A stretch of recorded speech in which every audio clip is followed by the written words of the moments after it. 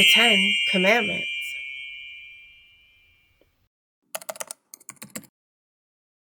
I'll make my own decisions. What a stupid thing to say. Lord, I need you every day.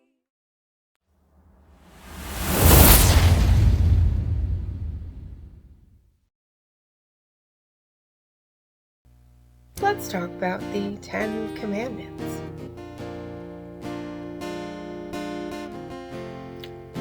For the next 7 weeks, we will be talking about the 10 Commandments, definitions, and what it means for us today, if it applies at all. The 10 Commandments. Then God spoke all these words. I am the Lord your God, who brought you out of the land of Egypt, out of the place of slavery. Do not have other gods besides me. Do not make an idol for yourself, whether in the shape of anything in the heavens above or on the earth below, or in the waters underneath the earth. Do not bow and worship to them, and do not serve them, for I, the Lord your God, am a jealous God, bringing the consequences of fathers' iniquity on the children to the 3rd and 4th generations of those who hate me, but showing faithful love to 1,000 generations of those who love me and keep my commandments.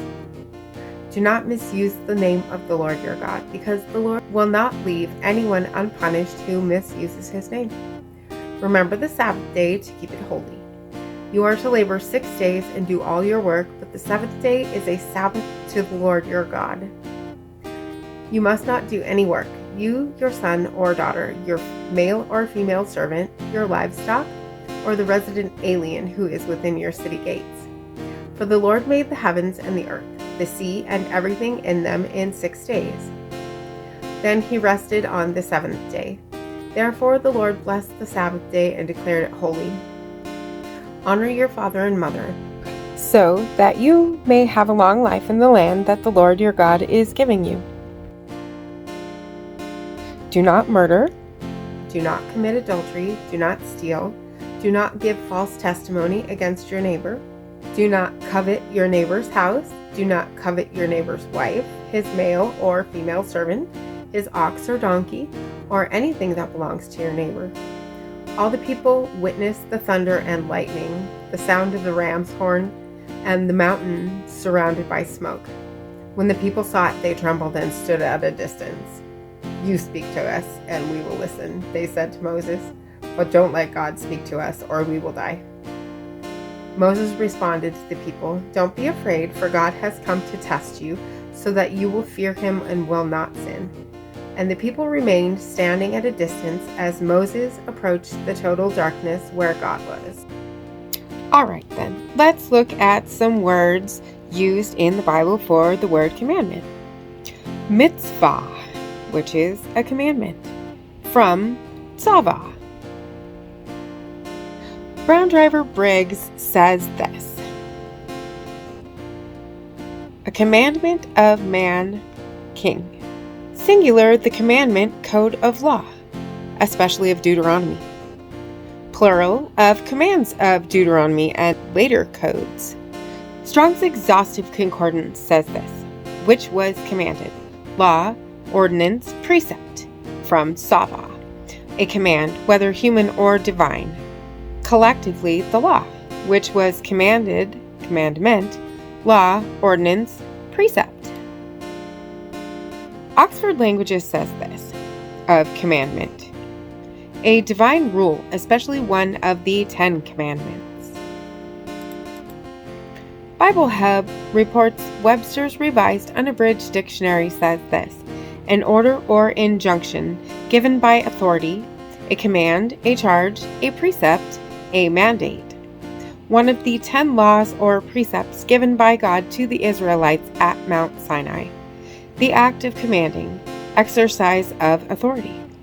The International Standard Bible Encyclopedia says this: there is a sense in which it is true that Christ propounded no new commandment, but the new thing in his teaching was the emphasis laid on the old commandment of love, and the extent and intent of its application. The great commandment is, love the Lord your God and your neighbor as yourself. On these two commandments the whole law hangs, and the prophets. Here's another word the Bible uses, entole, which is an injunction, an order, a command, or an ordinance. Helps Word Study says this of entole: in, which intensifies, reach the end, consummation, properly, in the end, focusing on the end result of a command. NAS Exhaustive Concordance says this of entole: an injunction, order, command, commanded, commandment, instructions, orders, requirement. And Thayer's Greek Lexicon says this of entole: an order, command, charge, precept. Universally, a charge, injunction, that which is prescribed to one by reason of his office, followed by infinitive. Added of Christ, whom God commanded what to teach to men, of God, respecting the same thing. A commandment, a prescribed rule in accordance with which a thing is done. Universally, a precept relating to lineage. Of the Mosaic precept concerning the priesthood, of a magistrate's order or edict. And ethically, used of commandments of the Mosaic law, what God prescribes in the law of Moses, especially of particular precepts of this law as distinguished from their body or sum. The law containing the precepts. Of the precepts of Jewish tradition, universally of the commandments of God, especially as promulgated in the Christian religion. Are we required to keep all 10 commandments now? If so, why would they be relevant when Jesus said we only had 2 commands that we need to keep now?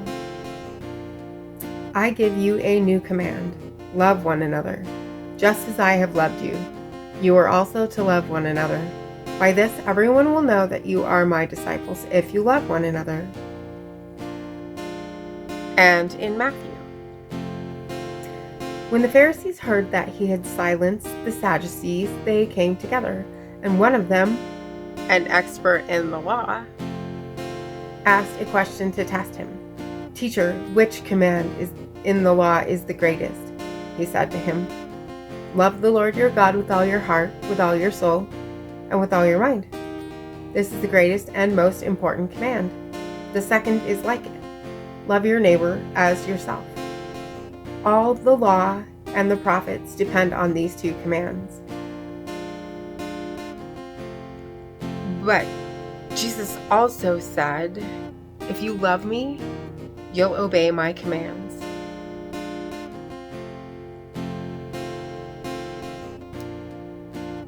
Is this a contradiction? Come back on Thursday for the answer. And as always, if you haven't already, hit that subscribe button right there and click the bell for notifications. We were made to love, we were made to make sure to hit that like button too. Here, and I will see you next time. Maranatha. We were made to show the love of Christ. We know this is why we're here. This is why He gave us life. So let His love shine through in everything we do. It's all for love.